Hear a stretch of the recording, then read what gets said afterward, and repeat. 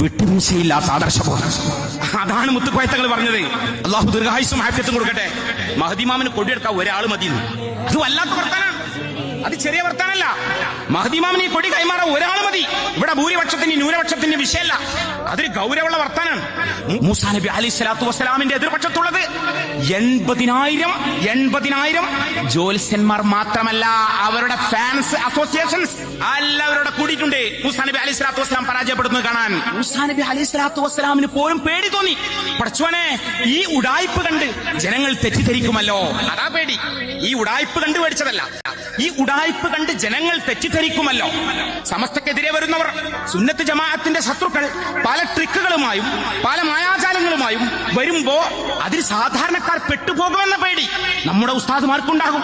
മഹാനായ കാളമ്പാടി ഉസ്താദ് നവ്വറ അല്ലാഹു മർക്കദഹു, അവരൊക്കെ ദറജ അല്ലാഹു വർദ്ധിപ്പിച്ചു കൊടുക്കട്ടെ. ദുന്യവിയായ യാതൊരു താല്പര്യവുമില്ലാതെ മൺമറഞ്ഞു പോയ മഹാരഥന്മാരായ ആ ശ്രേണിയിൽപ്പെട്ട പണ്ഡിതന്മാർ അവരൊക്കെ അവസാനത്തെ പ്രസംഗത്ത് പറഞ്ഞെന്താറിയോ?